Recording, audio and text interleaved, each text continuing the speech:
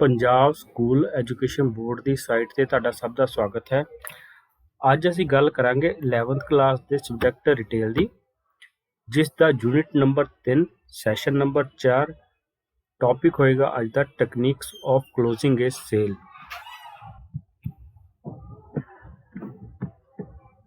ਸਭ ਤੋਂ ਪਹਿਲਾਂ ਅਸੀਂ ਜਾਣਦੇ ਹਾਂ ਕਲੋਜ਼ਿੰਗ ਏ ਸੇਲ ਕੀ ਹੁੰਦਾ ਹੈ।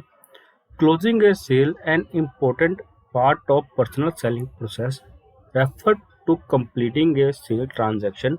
It is the final step while making a sales call to a customer.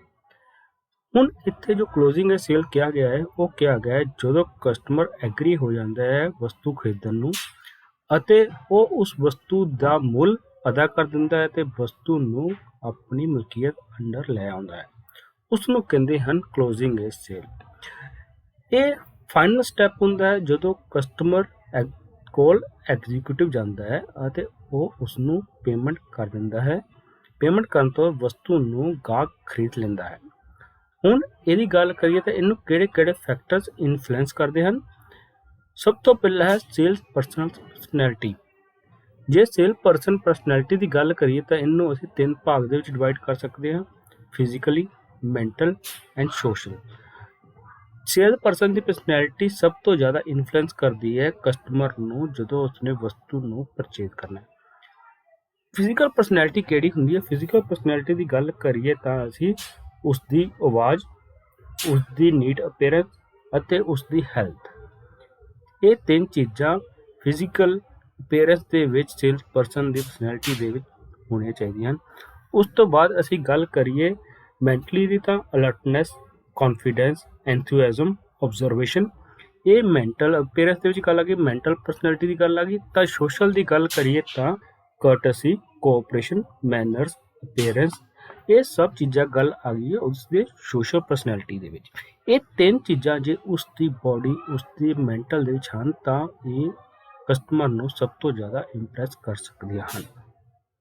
Second ਆ ਗਿਆ awareness of company policy, history of company, its origin, later change and philosophy and policy।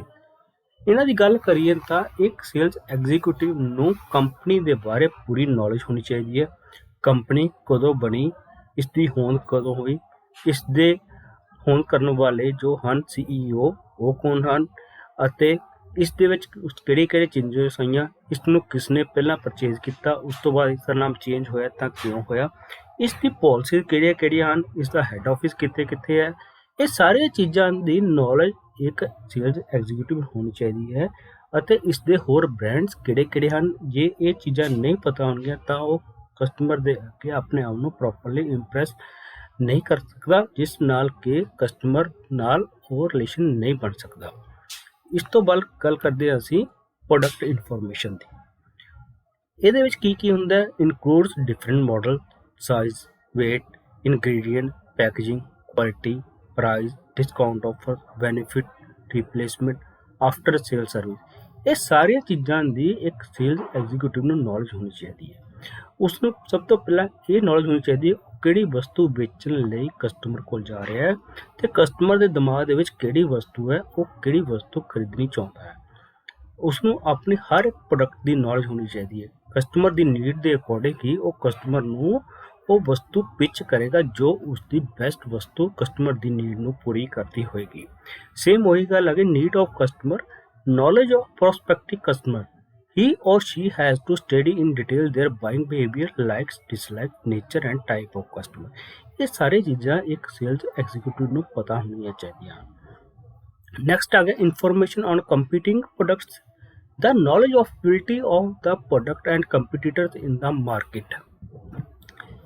ਇੱਕ executive ਨੂੰ ਆਪਣੇ product ਦੀ knowledge ਤਾਂ ਹੋਣੀ ਚਾਹੀਦੀ ਹੈ, ਉਸ ਦੇ ਨਾਲ ਉਸ ਨੂੰ ਆਪਣੇ ਕੰਪੀਟੀਟਰ ਪ੍ਰੋਡਕਟਸ ਦੀ ਨੌਲੇਜ ਵੀ ਹੋਣੀ ਚਾਹੀਦੀ ਹੈ। ਉਸ ਦੇ ਕੰਪੀਟੀਟਰ ਕਿਹੜੇ ਹਨ, ਉਸ ਦੇ ਬੈਨੀਫਿਟਸ ਕਿਹੜੇ ਹਨ, ਉਹ ਉਹਨਾਂ ਨੂੰ ਕਿਸ ਪੈਰਾਮੀਟਰ 'ਤੇ ਹਰਾ ਸਕਦਾ ਹੈ। ਇਹ ਸਾਰੀ ਚੀਜ਼ਾਂ ਦੀ ਨੌਲੇਜ ਇੱਕ ਸੇਲਸ ਐਗਜ਼ੀਕਿਊਟਿਵ ਨੂੰ ਹੋਣੀ ਚਾਹੀਦੀ ਹੈ। ਜੇ ਇਹ ਨੌਲੇਜ ਨਹੀਂ ਹੋਗੀ ਤਾਂ ਉਹ ਆਪਣੇ ਕੰਪੀਟੀਟਰ ਪ੍ਰੋਡਕਟ ਨੂੰ ਕਦੇ ਵੀ ਪਿੱਛੇ ਨਹੀਂ ਛੱਡ ਸਕਦਾ, ਉਸ ਦੇ ਕੰਪੀਟੀਟਰ ਹਮੇਸ਼ਾ ਉਸ ਤੋਂ ਅੱਗੇ ਹੀ ਜਾਣਗੇ। ਨੈਕਸਟ ਆ ਗਿਆ ਸਾਡੇ techniques of closing A sales. ਇੱਕ ਸੇਲ ਨੂੰ ਕਲੋਜ਼ ਕਰਨ ਦੇ ਲਈ ਕਿਹੜੇ ਟੈਕਨੀਕਸ ਯੂਜ਼ ਕੀਤੀ ਜਾਂਦੀਆਂ ਹਨ। ਹੁਣ ਅਸੀਂ ਉਹਨਾਂ ਦੀ ਗੱਲ ਕਰਾਂਗੇ। ਸਭ ਤੋਂ ਪਹਿਲਾਂ ਆ ਗਿਆ ਨੈਚੁਰਲ ਕਲੋਜ਼।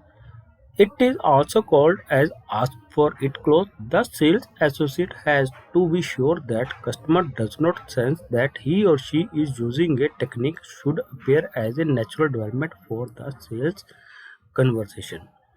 ਹੁਣ ਇਹਨਾਂ ਦੇ ਵਿੱਚ ਕਿਹਾ ਹੋਇਆ ਨੈਚੁਰਲ ਕਲੋਜ਼ ਉਹ ਹੁੰਦਾ ਹੈ ਜਦੋਂ ਸੇਲਸ ਐਗਜ਼ੀਕਿਊਟਿਵ ਸੇਲਸ ਦੇ ਲਈ ਕਸਟਮਰ ਨੂੰ ਪਿਚ ਕਰ ਰਿਹਾ, ਪਰ ਕਸਟਮਰ ਨੂੰ ਇਹ ਪਤਾ ਨਹੀਂ ਹੋਣਾ ਚਾਹੀਦਾ ਕਿ ਉਹ ਕਸਟਮਰ ਨੂੰ ਕੋਈ ਪ੍ਰੋਡਕਟ ਪਿਚ ਕਰ ਰਿਹਾ ਹੈ ਤੇ ਨੈਚੁਰਲੀ ਉਹ ਪ੍ਰੋਡਕਟ ਨੂੰ ਪਰਚੇਜ਼ ਕਰੇਗਾ। ਇਸ ਨੂੰ ਆਸਕ ਫॉर ਇਟ ਕਲੋਜ਼ ਵੀ ਕਿਹਾ ਜਾਂਦਾ ਹੈ। ਦ ਆਰਡਰ ਫॉर ਕਲੋਜ਼ ਇਹ ਸੈਕੰਡ ਆ ਗਿਆ। It is different from natural close, that is the question asked are not in direct reference to the customer. ਇਹਦੇ ਵਿੱਚ ਡਾਇਰੈਕਟ ਰੈਫਰੈਂਸ ਦੇ ਤੌਰ ਤੇ ਕਸਟਮਰ ਨੂੰ ਨਹੀਂ ਕੁਐਸਚਨ ਪੁੱਛੇ ਜਾਂਦੇ, ਇਹਦੇ ਲਈ ਕਸਟਮਰ ਨੂੰ ਅਲੱਗ ਤਰੀਕੇ ਨਾਲ ਪਿਚ ਕੀਤਾ ਜਾਂਦਾ ਹੈ ਪ੍ਰੋਡਕਟ ਤੇ ਉਸ ਤਰ੍ਹਾਂ ਹੀ ਇਹ ਪ੍ਰੋਡਕਟ ਉਸ ਨੂੰ ਸੇਲ ਕੀਤਾ ਜਾਂਦਾ ਹੈ। ਥਰਡ ਆ ਗਿਆ the alternative close. In this technique, the sales associate assume that customer visiting a store will definitely buy a product. The only thing that is not decided is the design, color, style, shape. So product presentation is important in this technique of closing a sale. ਇਸ ਥਾਂ ਤੇ ਉਹਨਾਂ ਨੇ ਕਿਹਾ ਗਿਆ ਹੈ ਕਿ customer ਜਦੋਂ ਕੋਈ ਸਟੋਰ ਦੇ ਵਿੱਚ ਆ ਰਿਹਾ ਤਾਂ ਉਸਨੇ ਪ੍ਰੋਡਕਟ ਖਰੀਦਣਾ ਹੀ ਖਰੀਦਣਾ ਹੈ, ਪਰ ਉਸਨੂੰ ਇਹ ਨਹੀਂ ਪਤਾ ਪ੍ਰੋਡਕਟ ਦਾ ਡਿਜ਼ਾਈਨ ਕਿਹੜਾ ਹੋਏਗਾ, ਉਹ ਕਿਹੜਾ ਕਲਰ ਚੂਜ਼ ਕਰੇਗਾ ਤੇ ਉਸਦੀ ਸ਼ੇਪ ਕਿਹੜੀ ਹੋਏਗੀ। ਇਸ ਦੇ ਲਈ ਸੇਲਸ ਐਗਜ਼ੀਕਿਊਟਿਵ ਹਮੇਸ਼ਾ ਪ੍ਰੋਡਕਟ ਨੂੰ ਇਸ ਤਰ੍ਹਾਂ ਪਿਚ ਕਰੇਗਾ ਕਿ ਉਹ ਸੇਲ ਨੂੰ ਆਪਣੀ ਨੂੰ ਕਲੋਜ਼ ਕਰ ਸਕੇ ਅਤੇ ਪ੍ਰੋਡਕਟ ਕੋਈ ਗਾਹਕ ਪਰਚੇਜ਼ ਕਰ ਸਕੇ। ਫੋਰਥ ਆ ਗਿਆ the summary close. Here the sales associates summarize the list of benefits that the customer receives if a product is purchased from the store. ਇਸ ਥਾਂ ਤੇ ਕਸਟਮਰ ਨੂੰ ਸੇਲਸ ਐਗਜ਼ੀਕਿਊਟਿਵ ਉਹਨਾਂ ਤੋਂ ਵਸਤੂ ਪਰਚੇਜ਼ ਕਰਨ ਦੇ ਫਾਇਦੇ ਦੱਸਦੇ ਹਨ ਅਤੇ ਜੇ ਉਹ ਉਹਨਾਂ ਦੇ ਸਟੋਰ ਤੋਂ ਵਸਤੂ ਖਰੀਦੇਗਾ ਤਾਂ ਉਸ ਨੂੰ ਕਿਹੜੇ ਫਾਇਦੇ ਹੋਣਗੇ। ਜਿਵੇਂ ਇੱਕ ਟੀਵੀ ਲੈਂਦਾ ਤਾਂ ਉਸ ਦੇ ਨਾਲ ਇੱਕ ਸਟੀਰੀਓ ਫ੍ਰੀ, ਇਸ ਤਰ੍ਹਾਂ ਦੀ ਕੁਝ ਆਫਰਸ ਉਹ ਉਸ ਨੂੰ ਦੱਸਦਾ ਹੈ ਜਿਸ ਦੇ ਨਾਲ ਇੱਕ ਕਸਟਮਰ ਉਹਨਾਂ ਤੋਂ ਵਸਤੂ ਪਰਚੇਜ਼ ਕਰਦਾ ਹੈ ਅਤੇ ਪਰਚੇਜ਼ ਕਰਕੇ ਉਹ ਆਫਟਰ ਸੇਲ ਸਰਵਿਸ ਦੇ ਬੈਨੀਫਿਟ ਵੀ ਉਸ ਨੂੰ ਦੱਸਦਾ ਹੈ। ਉਸ ਤੋਂ ਬਾਅਦ ਆ ਗਿਆ the cautionary tales close. Motivate the customer to decide to buy a product. ਇਸ ਥਾਂ ਤੇ ਕਸਟਮਰ ਨੂੰ ਮੋਟੀਵੇਟ ਕੀਤਾ ਜਾਂਦਾ ਹੈ ਕਿ ਉਹ ਵਸਤੂ ਨੂੰ ਪਰਚੇਜ਼ ਕਰ ਲਵੇ ਅਤੇ ਉਸ ਦਾ ਡਿਸੀਜਨ ਲੈਣ ਦੇ ਵਿੱਚ ਹੈਲਪ ਕੀਤੀ ਜਾਂਦੀ ਹੈ। Fifth one, the final objection clause. Customer sometimes may have some objection. Sales associate has handled objection point as the final objection may affect his or her buying decision in the process of buying the decision. ਇਸ ਥਾਂ ਤੇ customer ਕੁਝ ਓਬਜੈਕਸ਼ਨਸ ਹੁੰਦੇ ਹਨ ਅਤੇ sales associate ਉਹਨਾਂ objection ਨੂੰ ਜੇ ਪ੍ਰੋਪਰਲੀ ਹੈਂਡਲ ਕਰ ਲੈਂਦਾ ਹੈ ਤਾਂ ਉਹ ਕਸਟਮਰ ਉਸ ਵਸਤੂ ਨੂੰ ਪਰਚੇਜ਼ ਕਰ ਸਕਦਾ ਹੈ ਅਤੇ ਜੇ ਉਹ ਉਹਨਾਂ ਕੁਐਸਚਨ ਨੂੰ ਪ੍ਰੋਪਰਲੀ ਹੈਂਡਲ ਨਹੀਂ ਕਰਦਾ ਤਾਂ ਉਹ ਸੇਲ ਕਲੋਜ਼ ਨਹੀਂ ਹੁੰਦੀ ਅਤੇ ਉਹ ਕਸਟਮਰ ਉਹ ਗਾਹਕ ਉਹ ਸੇਲ ਉਹਨਾਂ ਦੇ ਹੱਥ ਚੋਂ ਨਿਕਲ ਜਾਂਦੀ ਹੈ।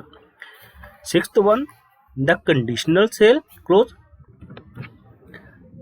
This technique can be used by the sales associate for that customer who are very slow in making a decision. In these conditions, the sales associate should assure and develop confidence in the customer that if any help is required, he or she will be at service. ਇਹ ਉਹਨਾਂ customer ਦੇ ਲਈ conditional close ਬਣਾਈ ਜਾਂਦੀ ਹੈ ਜਿੱਥੇ ਇੱਕ customer decision ਲੈਣ ਦੇ ਵਿੱਚ ਬਹੁਤ ਜ਼ਿਆਦਾ ਟਾਈਮ ਲਗਾਉਂਦੇ ਹਨ ਅਤੇ ਉਹਨਾਂ ਨੂੰ ਡਿਸੀਜਨ ਲੈਣ ਦੇ ਲਈ ਕਿਸੇ ਦੀ ਹੈਲਪ ਜਾਂ ਕਿਸੇ ਦੀ ਸਹਾਇਤਾ ਲੈਣੀ ਪੈਂਦੀ ਹੈ। ਇੱਥੇ ਇੱਕ ਸੇਲਸ ਐਸੋਸੀਏਟ ਜਾਂ ਸੇਲਸ ਐਗਜ਼ੀਕਿਊਟਿਵ ਇੱਕ ਕਸਟਮਰ ਦੇ ਵਿੱਚ ਇੰਨਾ ਕੌਨਫੀਡੈਂਸ ਪੈਦਾ ਕਰ ਦਿੰਦੇ ਹਨ ਕਿ ਉਹ ਆਪਣਾ ਡਿਸੀਜਨ ਔਨ ਦਾ ਸਪੋਟ ਲੈ ਸਕਦੇ ਹਨ ਅਤੇ ਉਹ ਕਸਟਮਰ ਨੂੰ ਅਸ਼ੋਰ ਕਰਦੇ ਹਨ ਜੇ ਫਿਊਚਰ ਦੇ ਵਿੱਚ ਕੋਈ ਪ੍ਰੋਬਲਮ ਆਏਗੀ ਤਾਂ ਉਹ ਉਹਨਾਂ ਦੀ ਹੈਲਪ ਲਈ ਹਮੇਸ਼ਾ ਉਪਲਬਧ ਹੋਣਗੇ।